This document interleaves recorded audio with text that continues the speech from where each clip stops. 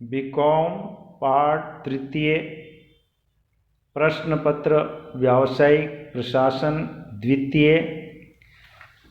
प्रश्न पत्र का नाम फंडामेंटल्स ऑफ इंश्योरेंस, बीमा के मूल आधार, मूल सिद्धांत। इसमें आज हम बीमा एजेंट के लाइसेंस के भाग 2 की बात करेंगे। पहले हमने बीमा एजेंट के लाइसेंस के अर्थ को जाना था, प्रमुख शब्दावली को जाना था। आज हम आगे इसके बारे में जानेंगे। बीमा एजेंट का लाइसेंस प्राप्त करने से पूर्व आवश्यक बातें। तो कुछ आवश्यक बातें पूरी करनी पड़ती हैं, उसके बारे में हम जानकारी करेंगे। सबसे पहले व्यक्तिगत योग्यताएं। बीमा एजेंट का लाइसेंस प्राप्त करने से पूर्व सभी आवेदकों में कुछ व्यक्तिगत योग्यताएं होनी चाहिए। इन योग्यताओं में क्या? पहला, आवेदक वयस्क होना चाहिए। दूसरा, आवेदक स्वस्थ मस्तिष्क का होना चाहिए। ये योग्यताएं गैर प्राकृतिक या कृत्रिम व्यक्तियों की ओर से बीमा एजेंट के लाइसेंस का आवेदन करने वाले व्यक्तियों अर्थात निगमीय बीमा प्रशासकों में भी होनी चाहिए। फिर क्योंकि वो निर्दिष्ट व्यक्ति होंगे, उनमें भी होनी चाहिए। दूसरा, औपचारिक योग्यताएं। यह अपेक्षा गैर प्राकृतिक व्यक्तियों की ओर से बीमा एजेंट का आवेदन प्राप्त करने वाले निगमीय बीमा प्रशासकों से है। ये बीमा एजेंट के लाइसेंस के लिए तभी आवेदन दे सकते हैं जबकि इन्हें उनकी कंपनी, फर्म या संस्था द्वारा औपचारिक रूप से नामांकित या मनोनीत किया गया हो, डेजिग्नेट किया गया हो। फिर तीसरा है, संस्था के मुख्य उद्देश्यों में बीमा व्यवसाय का होना। यदि बीमा एजेंट का लाइसेंस का आवेदन किसी कंपनी, फर्म या अन्य संस्था की ओर से किया जा रहा है, यानी वो पर्सन की ओर से किया जा रहा है, तो उस कंपनी, फर्म या अन्य संस्था के सीमा नियम या साझेदारी विलेख, डीड में या संविधान में बीमा व्यवसाय के कार्य को मुख्य उद्देश्यों में सम्मिलित किया गया हो। यदि उस कंपनी, संस्था आदि के उद्देश्यों में बीमा व्यवसाय करना मुख्य उद्देश्यों में सम्मिलित नहीं है, यानी मुख्य उद्देश्य कोई और है और बहुत सारे हैं लेकिन ये नहीं है, तो वह कंपनी, फर्म या संस्था अपनी ओर से बीमा एजेंट का लाइसेंस प्राप्त करने के लिए आवेदन करने हेतु किसी भी व्यक्ति को मनोनीत नहीं कर सकती है। ठीक है। फिर है शैक्षिक योग्यताएं। बीमा एजेंट के लाइसेंस की प्राप्ति से पूर्व यह भी आवश्यक है कि इसके आवेदकों में आवश्यक शैक्षिक योग्यता भी होनी चाहिए। ये शैक्षिक योग्यताएं व्यक्तिगत रूप से आवेदन करने वाली तथा कंपनी, फर्म एवं संस्थाओं की ओर से आवेदन करने वालों में सभी में होनी चाहिए। ये शैक्षिक योग्यताएं निम्नानुसार हैं। यदि आवेदक किसी ऐसे स्थान का निवासी है जिसकी जनसंख्या 2000 की जनगणना के अनुसार 5000 या अधिक की है, तो उसे किसी मान्यता प्राप्त बोर्ड या संस्था की कम से कम 12वीं कक्षा या उसकी समकक्ष कोई परीक्षा पास कर ली हो। सेकंड, यदि आवेदक किसी अन्य स्थान का निवासी है तो उसने किसी मान्यता प्राप्त बोर्ड या संस्था की 10वीं कक्षा या उसके समकक्ष कोई परीक्षा पास कर ली हो। तीसरा है प्रशिक्षण योग्यताएं।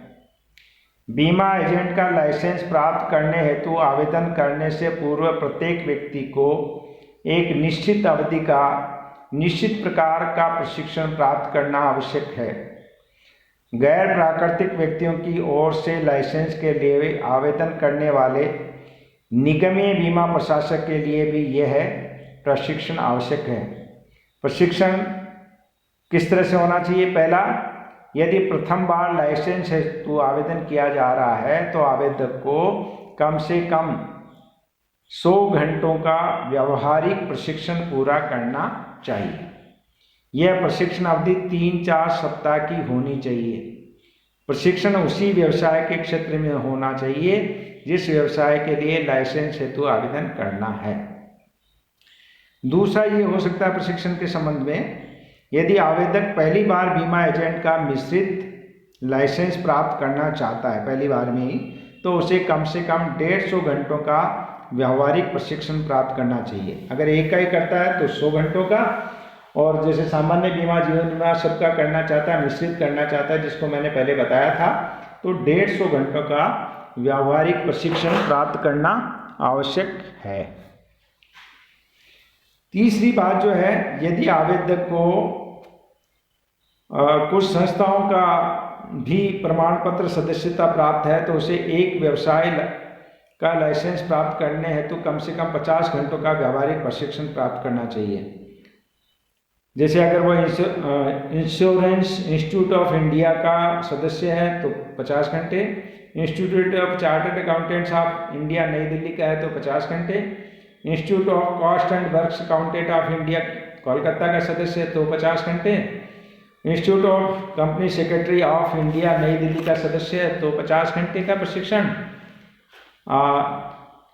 Actuarial society of India Mumbai का सदस्य है तो भी 50 घंटे, राज्य सरकार या केंद्रीय सरकार द्वारा मान्यता प्राप्त किसी संस्थान या विश्वविद्यालय की MBA की डिग्री है तो 50 घंटे, फिर है CAIIB का सदस्य है तो 50 घंटे, राज्य सरकार या केंद्रीय सरकार द्वारा मान्यता प्राप्त किसी संस्था या विश्वविद्यालय का विपणन की कोई पेशेवर डिग्री हो, उसके पास प्रमाण पत्र हो तो 50 घंटे, और यदि आवेदक वर्णित संस्थाओं का पात्र सदस्य रखता है तो उसे संयुक्त एजेंट का लाइसेंस प्राप्त करने के लिए 70 घंटों का प्रशिक्षण प्राप्त करना पड़ेगा।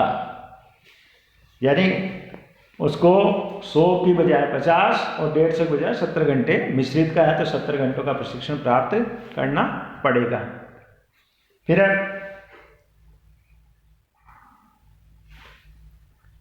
भर्ती पूर्व परीक्षा पास करना।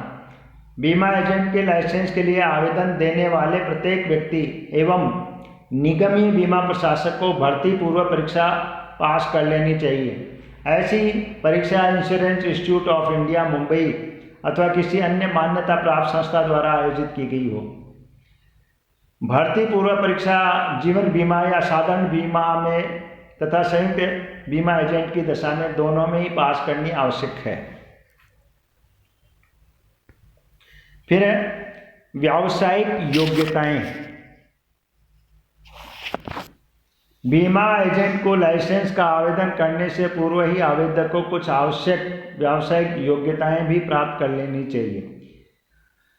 ऐसा इसलिए कि लाइसेंस के आवेदन पर विचार करते समय नामांकित व्यक्ति इस बात पर विचार अवश्य करता है कि आवेदक में बीमा व्यवसाय का आग्रह करने एवं बीमा व्यवसाय प्राप्त करने का ज्ञान है अथवा नहीं। इसके अतिरिक्त वह यह भी विचार करता है कि आवेदक बीमा धारक को आवश्यक सेवाएं उपलब्ध करा सकेगा अथवा नहीं। अतः इन सभी का ज्ञान एवं चातुर्य प्राप्त करने हेतु आवेदक को आवेदन से पूर्व ही बीमा विक्रय कला एवं बीमा विपणन का आधारभूत ज्ञान प्राप्त कर लेना चाहिए। फिर है अयोग्यताओं से मुक्ति या दोष रहित। बीमा एजेंट का लाइसेंस प्राप्त करने से पूर्व आवेदक को यह भी सुनिश्चित कर लेना चाहिए कि उसमें कोई अयोग्यता तो नहीं है अथवा उसे दोष मुक्त घोषित कर दिया गया है।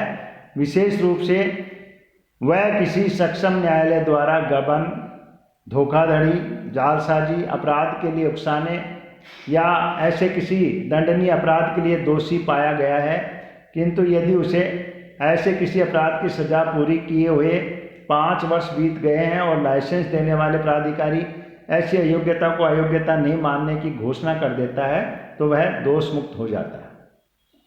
दूसरी बात यह है वह किसी बीमा पत्र के संबंधी कानूनी कार्रवाई में हो, किसी बीमा कंपनी के समापन से संबंधित कानूनी कार्रवाई में हो अथवा किसी बीमाकर्ता के कार्यकलापों की जांच पड़ताल के दौरान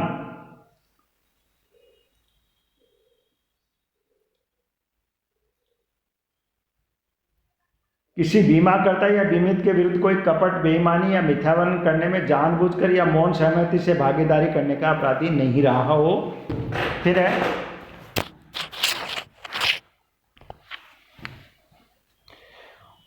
उपयुक्त प्रारूप में आवेदन। बीमा एजेंट के लाइसेंस पर तभी विचार किया जाएगा जबकि आवेदक ने उपयुक्त रूप से आवेदन किया। आवेदन करने के उपयुक्त प्रारूप निम्नानुसार है। एकाकी बीमा एजेंट लाइसेंस के लिए form VA from IRDA agents VA। Second, निगमीय बीमा एजेंट के लिए लाइसेंस के लिए A1 form IRDA corporate agent A1। फिर है शुल्क का भुगतान। बीमा एजेंट के लाइसेंस हेतु आवेदन प्रस्तुत करने से पूर्व ही लाइसेंस शुल्क के भुगतान की समुचित व्यवस्था करनी होती है। वर्तमान में लाइसेंस का शुल्क 250 रुपये है। मिश्रित लाइसेंस का शुल्क भी यही है। फिर है लाइसेंस प्रभावहीन होने से पूर्व नवीनीकरण का आवेदन। यदि कोई बीमा एजेंट अपने लाइसेंस का नवीनीकरण करना चाहता है तो उसे अपने लाइसेंस के प्रभावहीन होने की तिथि से कम 30 दिन पूर्व ही आवेदन कर देना चाहिए। तो ये जो विवरण था उससे स्पष्ट हो गया कि इन पूर्व अपेक्षाओं को पूरा हो जाने के बाद ही किसी भी व्यक्ति को बीमा एजेंट लाइसेंस के लिए आवेदन करना चाहिए। तो अब इसके बाद में हम आगे पढ़ेंगे बीमा एजेंट लाइसेंसों का वर्गीकरण और एकाकी एजेंट को लाइसेंस देने की प्रक्रिया। अब इसमें कुछ और बातें बच गई हैं तो अगले व्याख्यानों में हम इसके बारे में अध्ययन करेंगे। धन्यवाद।